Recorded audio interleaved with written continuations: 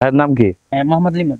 ভাই কোথায় পড়াশোনা করতেছেন? ডক্টর মালিকা কলেজ, ধানমন্ডি 7 আচ্ছা, খুব ভালো কলেজ। একটি সাধারণ জ্ঞান প্রশ্ন করব পার্লামেন্ট সম্পর্কে। ইসরায়েলের এক কক্ষ বিশিষ্ট পার্লামেন্টের নাম কি এই মুহূর্তে মনে আছে? 10 সেকেন্ড সময়।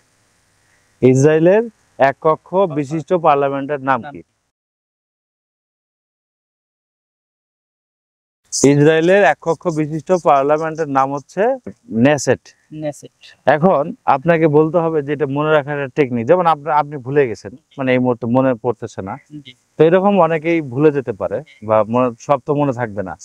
তো আমরা আজকে এমন ভাবে টেকনিকটা দেব, আপনি এটা দেওয়ার চেষ্টা করবেন, আমরা এটা দেবো আর দর্শক আর এটা দিবে কমেন্টসে।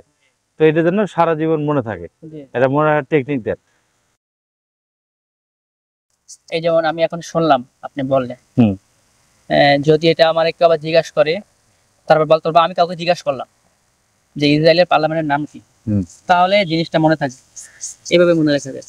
তাও মনে থাকলো না, কার অন্য কোনো ওয়ে আছে, মানে মনে রাখার টেকনিক কিছু আছে না যে এভাবে মনে রাখা যায়? টেকনিক বলতে তো আছে, তারপর কেউ ডায়েরিতে লিখে রাখলো বা অনলাইনে চার্জ দিলে এখন পাওয়া যায়, এই টেকনিক গুলো অবলম্বন করলে হয়।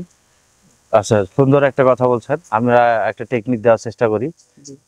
ইসরায়েল আজরাইল মিল আছে না? ইসরায়েল আর আজরাইল আমরা ধরে নিতে পারি। ইসরায়েল আজরাইল, আজরাইল নষ্ট, এটা বলা যায় নষ্ট নেসেট, আর অথবা এটা বলা যায় আজরাইলের নেসার ভালো না।